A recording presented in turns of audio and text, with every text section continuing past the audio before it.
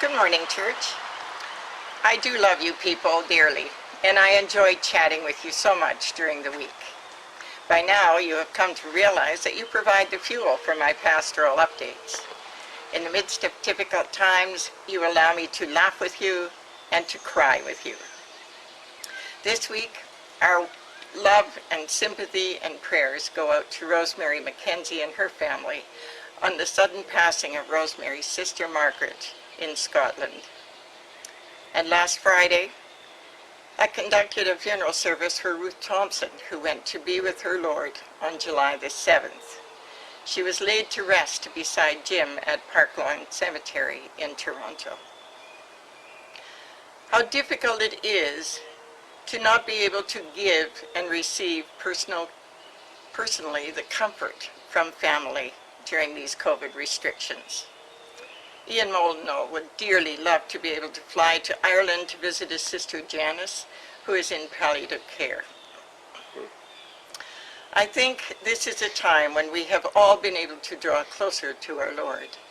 So many of you share how much you appreciate knowing that you are being lifted up in prayer for strength, for comfort, for wisdom, for healing, whatever your specific needs are. The prayers are felt, was one response. Myrna feels the support of your prayers of comfort at OTMH. And to quote Merle, I felt covered in prayer these past weeks, and that was as she was recovering from shingles. How blessed we are to know that God cares and listens to our prayers. Good news, retirement homes are beginning to ease up on the restrictions for their residents, but only as it is safe to do so. Residents are feeling less isolated. They can take their breakfast and eat it outside. They can eat in the dining room, where each resident or couple are seated at their own private table. Shade tents have been set up on the grounds for small gatherings. But please note this, for safety's sake, the strict outside visiting policies still apply. Celebrating Canada Day was a different experience. Perhaps it was you at a barbecue under the trees in your garden and sitting 6 feet apart. Walks by the lake and some even playing in the shore waters.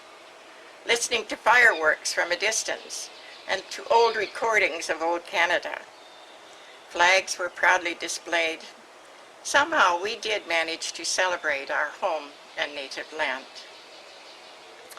We are able to connect with families in small bubbles, albeit still sanitizing and respecting distancing. Our grandson was leaving our home last week, and he picked up a big fluff of fur from our cat, and he said, "Grandma," he said, "Pax is losing his feathers."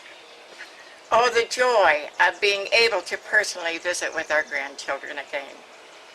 One of our seniors follows an exercise program by getting up and exercising during the commercials of her favorite programs. We usually get frustrated with the number of commercials, so I figure she must be getting a decent workout. And such a discipline is bound to make one feel less guilty about the number of hours we chalk up watching TV. The Knox knitters pack a lunch instead of their knitting needles, and they go and they meet and they eat in the shade of Tannery Park. Angus and Juliet have 3 fawns born in their garden this spring.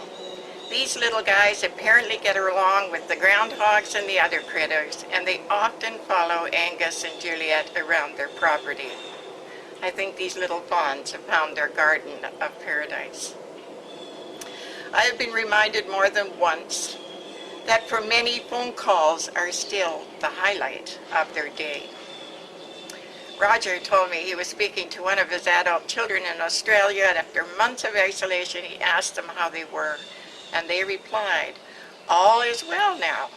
We've put away all the sharp knives." How blessed we are when we can encounter joy and humor of loved ones and friends. It is sad that Knox cannot be open at this time for people to come in and pray and meditate, especially when you're hurting. But do not give up hope, dear friends. Keep praying, stay safe, and stay connected with those phone calls and appropriate visits. And I leave you with these words by J.D. Freeman. The light of God surrounds me. The love and peace of God enfolds me. The power of God protects me. The presence of God watches over me. Wherever I am, God is, and all is well. Amen.